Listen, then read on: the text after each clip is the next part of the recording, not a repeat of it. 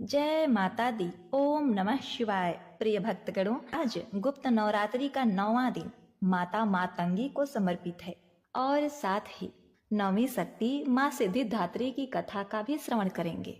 गुप्त नवरात्रि की 9वीं महाविद्या माँ मातंगी है। मातंगी देवी प्रकृति की देवी हैं, कला संगीत की देवी हैं, तंत्र की देवी हैं, वचन की देवी हैं। यह एकमात्र ऐसी देवी हैं जिनके लिए व्रत नहीं रखा जाता। यह केवल मन और वचन से तृप्त हो जाती हैं। भगवान शंकर और पार्वती के भोज की शक्ति के रूप में मातंगी देवी का ध्यान किया जाता है। मातंगी देवी को किसी प्रकार के इंद्रजाल और जादू को काटने की शक्ति प्रदान है। देवी मातंगी का स्वरूप मंगलकारी है। यह विद्या और वाणी की अधिष्ठात्री है। पशु पक्षी जंगल आदि प्रकृति तत्व में उनका वास होता है। मातंगी देवी श्री लक्ष्मी का ही स्वरूप है। अन्य नवरात्रि में जहाँ 9वां स्थान माँ सिद्धिदात्री को प्राप्त है, वहाँ गुप्त नवरात्रि में 9वां स्थान देवी मातंगी को प्राप्त है। दोनों ही स्वरूप श्री लक्ष्मी के हैं। तो प्रिय भक्तगणों, इससे पहले कि हम कथा महिमा को विस्तार से श्रवण करें, आप हमारे चैनल को सब्सक्राइब, वीडियो को लाइक और सुख शांति वैभव और विद्या की कामना रखने वाले भक्तगण कमेंट में जय माता मातंगी, जय माँ भवानी अवश्य ही लिखिएगा और बेल बटन को भी दबाइएगा। माँ मातंगी के कथा के अनुसार एक बार भगवान विष्णु और उनकी पत्नी लक्ष्मी जी भगवान शिव तथा पार्वती से मिलने हेतु उनके निवास स्थान कैलाश शिखर पर गए। मान्यताओं के अनुसार भगवान विष्णु अपने साथ कुछ खाने की सामग्री ले गए और शिव जी को भेंट किए। भगवान शिव तथा पार्वती जी ने वह भोजन किया, लेकिन कुछ अंश धरती पर गिर गए। उन गिरे हुए भोजन के भागों से एक श्याम वर्ण वाली देवी ने जन्म लिया, जो मातंगी नाम से विख्यात हुई। यह भी कहा जाता है कि मुनि मातंग की पुत्री के रूप में जन्म लेने के कारण उनका नाम मातंगी पड़ा। इनकी सर्वप्रथम आराधना भगवान विष्णु ने की। यह विष्णु की आद्य शक्ति भी मानी गई है। देवी मातंगी गहरे नीले रंग या श्याम वर्ण की है। अर्ध चंद्र धारण करती हैं। 3 सुंदर कमल नेत्र हैं। रत्नमय सिंहासन पर आसीत हैं। उनको कमल का आसन भी प्रिय है। वह गुंजा के बीजों की माला धारण करती हैं। चतुर्भुजी हैं। लाल रंग के आभूषण भी उनको प्रिय है। दाएं हाथ में वीणा तथा मानव खोपड़ी धारण कर रखी हैं तथा बाएं हाथ में खड़ग धारण करती हैं। यह उनकी अभय मुद्रा है। तोते हर समय उनके साथ रहते हैं, जो वाणी और वचन के प्रतीक हैं। मातंगी देवी की आराधना करने वाला वाक पुष्ट होता है। सत्य, मृदु और लोकहितकारी वाणी उनको पसंद है। अपशब्द पसंद नहीं है। वाक पटुता से कार्य करने वालों के लिए मातंगी देवी की आराधना मंगलकारी है। देवी कहती हैं कि सत्य बोलो, प्रिय बोलो, इसी में शक्ति है। माता रानी का यह रूप सबसे अनोखा है, क्योंकि आपने कभी नहीं सुना होगा कि भगवान को जूठन का भोग लगाया जाता है, लेकिन माता रानी के इस रूप को हमेशा जूठन का भोग लगाया जाता है। अब जानते हैं कि माता मातंगी का जन्म किस उद्देश्य से हुआ था। माँ सती ने क्रोध में आकर भगवान शिव को अपनी विद्याओं में से एक रूप माँ मातंगी का भी दिखाया था। प्रिय भक्तों, माता मातंगी के आज्ञा अनुसार ही ऋषि मार्कंडे ने मार्कंडे पुराण की रचना की थी, जिसमें माता की 10 महाविद्याओं का वर्णन है। चूंकि माता मातंगी का यह रूप माता सरस्वती के समान है, इसलिए इनकी साधना करने से हमें माता सरस्वती की पूजा के समान लाभ मिलता है। इससे व्यक्ति की बुद्धि व विद्या का विकास होता है तथा वाणी मधुर बनती है। माता मातंगी के आशीर्वाद से मनुष्य को कला व संगीत के क्षेत्र में उन्नति देखने को मिलती है। इसके अलावा मातंगी माता की पूजा करने से किसी प्रकार का जादू टोना या माया से छुटकारा पाया जा सकता है। यदि किसी ने आपके ऊपर कोई टोटका या तंत्र किया है, तो आप माँ मातंगी की सहायता से उससे छुटकारा पा सकते हैं। तांत्रिकों के द्वारा माँ मातंगी की पूजा किसी को वश में करने या उसे सम्मोहन में लेने के उद्देश्य से भी किया जाता है। माता रानी के इस रूप की पूजा आम भक्तों के द्वारा कम वह तांत्रिकों व साधुओं के द्वारा मुख्य रूप से की जाती है।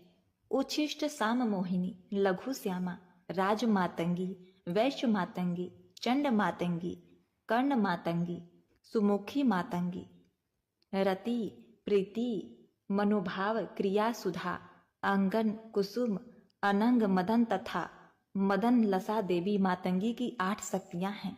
प्रिय भक्तगणों, कहते हैं कि देवी मातंगी हनुमान जी और सबरी के गुरु मतंग ऋषि की पुत्री थी। मतंग ऋषि के यहाँ माता दुर्गा के आशीर्वाद से जिस कन्या का जन्म हुआ था वह मातंगी देवी थी। यह देवी भारत के आदिवासियों की देवी है। 10 महाविद्याओं में से एक तारा और मातंगी देवी की आराधना बौद्ध धर्म में भी की जाती है। प्रिय भक्तगणों, माँ आदि शक्ति ने, पराशक्ति ने मातंगी रूप इसलिए धारण किया था क्योंकि वे मनुष्यों को सभी प्रकार के सुख देना चाहती थीं। क्योंकि जब तक मनुष्यों में ज्ञान और कुशलता नहीं होगी तब तक उनका जीवन निरस है। इनके ही कारण व्यक्ति को समस्त सुखों की प्राप्ति होती है। ऐसा कहते हैं कि जब माता पार्वती को चंडाल स्त्रियों द्वारा अपने जूठन का भोग लगाया तब सभी देवतागण और शिव के भूतादिगण उनका विरोध करने लग गए। लेकिन माता पार्वती ने चांडालिया की श्रद्धा को देखकर मातंगी का रूप लेकर उनके द्वारा चढ़ाए गए जूठन को ग्रहण किया था। माता बड़ी ही ममतामयी हैं, तो एक बार प्रेम से बोलिए, जय माता मातंगी, जय हो माँ भवानी, कृपा करो महारानी। आप अपने सभी भक्तगणों को इस कथा कहानी को कहने वाले, सुनने वाले तथा हुंकारा भरने वाले अन्य सभी भक्तों को सुख, समृद्धि और सभी प्रकार के सुख प्रदान करना, बल, बुद्धि, विद्या की प्राप्ति कराना।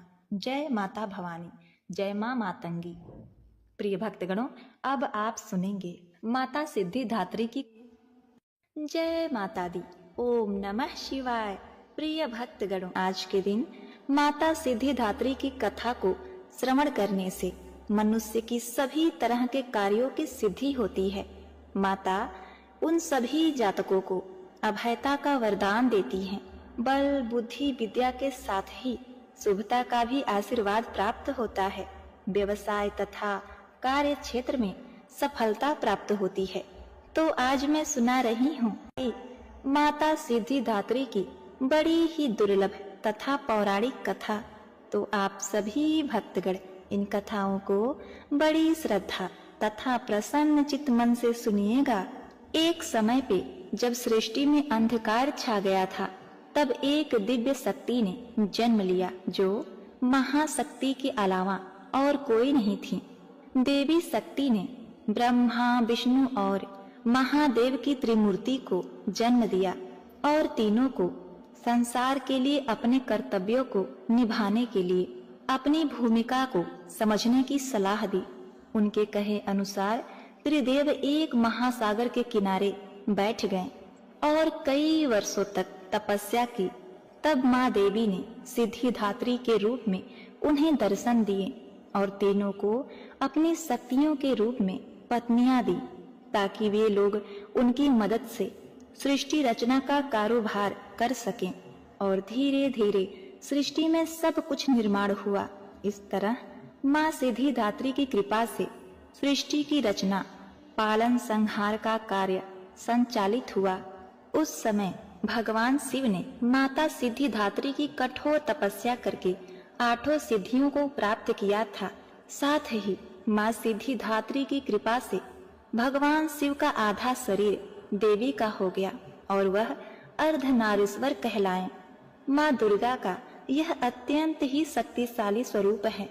इस ब्रह्मांड की शक्ति देवी दुर्गा है, जिन्होंने समय समय पर विभिन्न रूप धारण करके प्रकृति और सृष्टि के संरक्षण का कार्यभार संभाला। जब किसी दैत्य के सामने देवताओं के युद्ध कौशल कम पड़ जाया करते थे तो स्वयं माँ आदि शक्ति भवानी सिद्धिदात्री अपने पुत्रों का रक्षण किया। माता सिद्धिदात्री देवी दुर्गा जो न सिर्फ नारी शक्ति का स्वरूप है बल्कि भक्तों की आस्था का परम पात्र भी हैं। एक समय पर महिषासुर नामक एक भयंकर राक्षस ने चारों ओर हाहाकार मचा दिया। वह जहाँ तहाँ मौत का नाच नाचता था और उसके गढ़ ऋषियों के यज्ञों में विघ्न उत्पन्न करते थे। महिषासुर को वरदान प्राप्त था कि कोई भी देव, पशु या नर उसका वध नहीं कर सकता। इसीलिए स्वयं त्रिदेव भी उसको मारने में असमर्थ थे। निरंकुश दैत्यराज महिषासुर ने अपने वरदान को कवच के रूप में उपयोग करते हुए देवलोक में भी अपना अधिपत्य जमा लिया और देवों को वहां से निकाल फेंका। देवताओं के यज्ञ भाग को भी उसने अपने वश में कर लिया। दैत्यराज से परेशान होकर सभी देवता त्रिदेव के पास गए और उनकी स्तुति करने लगे। सभी देवता के मुख पर चिंता का कारण त्रिदेव पहले से जानते थे। यह सब हाल जानकर भगवान शिव मुस्कुराए और बोले, हे नारायण, अब समय है कि हम सभी अपने तेज से इस जग की रक्षिका देवी दुर्गा का आवाहन करें। यह सुनकर स्वयं ब्रह्मदेव और नारायण ने भी हामी भरी। इसके बाद स्वयं भगवान शिव, भगवान विष्णु और ब्रह्मदेव के शरीर से तेज उत्पन्न हुआ और वो एक जगह आकर मिल गया। इसके बाद वहां जितने भी देवता उपस्थित थे, सभी के शरीर से महातेज उत्पन्न हुआ और सभी त्रिदेवों के उस परम तेज में आ मिले। उस दिव्य तेज ने एक सुंदर स्त्री का रूप ले लिया। महादेव के तेज से माता का मुख, नारायण के तेज से 8 भुजाएं, ब्रह्मदेव के तेज से चरण पादुकाएं, यमराज के तेज से मस्तक और केस, चंद्रमा के तेज से माता के स्तन, देवराज के तेज से माता की कमर, वरुण के तेज से जंघाएं और इसी तरह से अन्य देवताओं के तेज से माता के अन्य अंग उत्पन्न हुए। सभी ने मिलकर माता को श्रेष्ठ अस्त्र शस्त्र दिए। महादेव ने अपने त्रिशूल से शूल, नारायण ने अपने चक्र से एक दिव्य चक्र, महादेव ने एक दिव्य कमंडल, देवराज इंद्र ने एक दिव्य और शक्तिशाली वज्र, सागर ने सुंदर रत्नों से सजे आभूषण, कभी मैली न होने वाले वस्त्र और मुकुट दिए। वरुण ने शंख, हिमालय ने माता को सवारी रूप में सिंह और इसी प्रकार देव शिल्पी विश्वकर्मा ने माता को दिव्य अस्त्र और शस्त्र निर्माण करके दिए। माता का यह स्वरूप अत्यंत तेजस्वी और भयंकर था। देवी के इस विशाल और भव्य स्वरूप को देखकर सभी देवताओं ने करबद्ध होकर उनकी स्तुति की तथा देवी पर पुष्प वर्षा की। माता ने प्रसन्न होकर कहा, हे देवों, कहो मेरा प्रादुर्भाव किस प्रयोजन से किया है? मैं अत्यंत प्रसन्न हूँ, मुझे बताओ, मैं तुम्हारी समस्या का हल किए देती हूँ। जिसके बाद देवताओं ने सारा हाल कह सुनाया। इसके बाद रण क्षेत्र में माता ने विकराल रूप धारण कर पहले दैत्यराज की सेना का विध्वंस किया और बाद में महिषासुर को भी मार दिया। इसी तरह से पूर्व समय में दुर्गम नामक एक महाबली असुर था। उसने भगवान ब्रह्मा की कठोर तपस्या करके अद्भुत वरदान प्राप्त कर लिया। वरदान के प्रभाव से दुर्गम सुर ने वेदों का अपहरण कर लिया, जिससे सारी धार्मिक क्रियाएं, भावनाएं लुप्त हो गई। दुर्गम सुर ने अहंकार के वश होकर संसार को अपमानित और पीड़ित कर रखा था। घोर अकाल पड़ गया। जीव अन्न और जल के लिए छटपटाने लगे। तीनों लोकों में त्राही त्राही मची। देवता भी यह सब देखकर डरे हुए थे।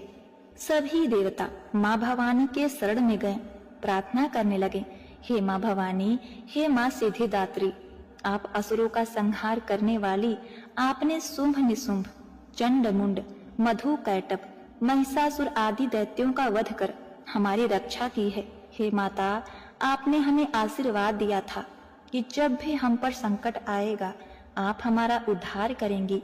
उसी प्रकार से हे भगवती, दुर्गम सुर का वध कर हमारी रक्षा कीजिए। देवताओं की विनती से प्रसन्न होकर माँ भगवती ने जल की अनन्य धाराएं प्रवाहित कर चारों ओर जल ही जल प्रवाहित कर दिया। गायों के लिए घास, अन्य जीवों को अन्न जल से तृप्त किया। समस्त संसार की रक्षा कर सुरक्षा चक्र का घेरा बनाकर स्वयं बाहर बैठ गई। दुर्गम सुर ने यह सब देख चिंतित होकर देवी माँ पर असुरों की सेना ने आक्रमण कर दिया। तभी सुंदर सलोनी माँ भगवती ने अस्त्र शस्त्र से सुसज्जित होकर विराट रूप धारण करके समस्त असुरों का वध कर, त्रिशूल से दुर्गमासुर का वध कर संसार में धर्म की स्थापना की। दुर्गमासुर का वध करने के कारण माँ भगवती इस संसार में दुर्गा के नाम से विख्यात हुई। माता सिद्धिदात्री कमल पुष्प पर आसीत होती हैं। हालांकि इनका भी वाहन सिंह है। माँ सिद्धिदात्री 4 भुजाओं वाली हैं। इनकी दाहिनी ओर की पहली भुजा में गदा और दूसरी भुजा में चक्र है।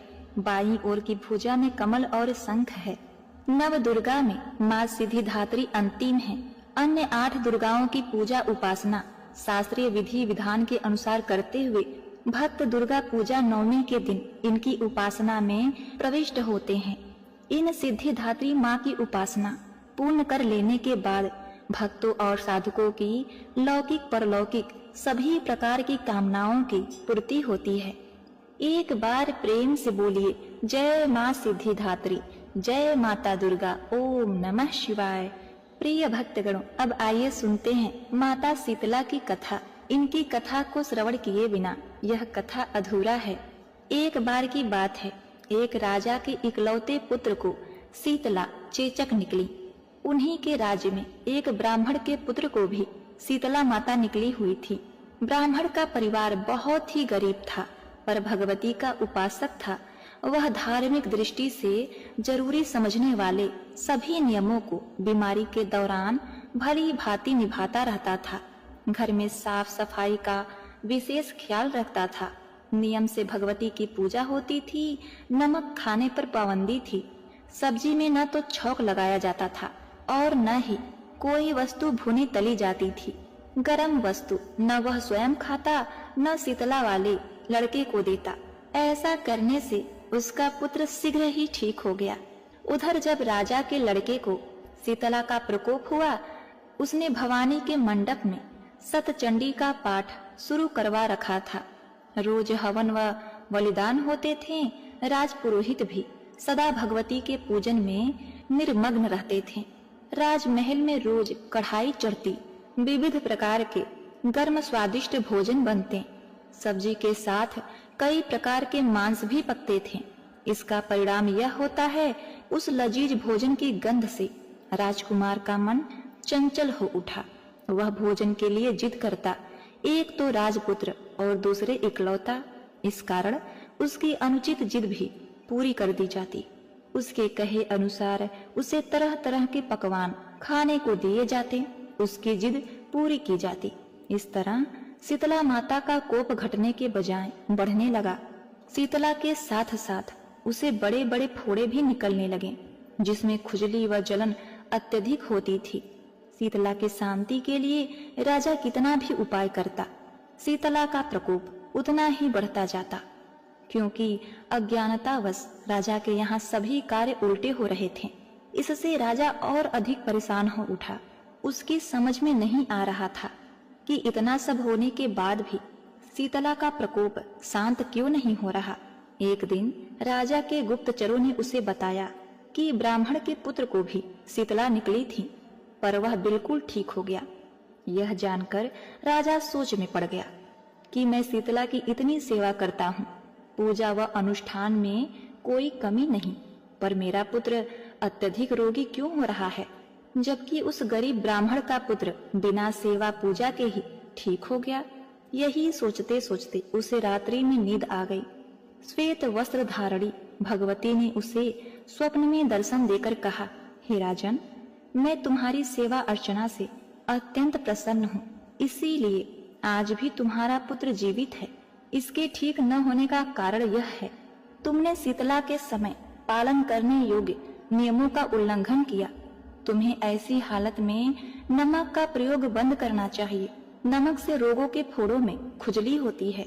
घर की सब्जियों में छौंक नहीं लगाना चाहिए, क्योंकि इसकी गंध से रोगी का मन उन वस्तुओं को खाने के लिए लालायित होता है, ललचाता है। रोगी का किसी के आसपास आना जाना मना है, क्योंकि यह रोग औरों को भी होने का भय रहता है। अतः तुम सफाई करके इन नियमों का पालन करो, तेरा पुत्र अवश्य ही ठीक हो जाएगा। विधि समझाकर देवी अंतर ध्यान हो गईं। प्रातः से राजा ने देवी की आज्ञा अनुसार सभी कार्यों की व्यवस्था कर दी।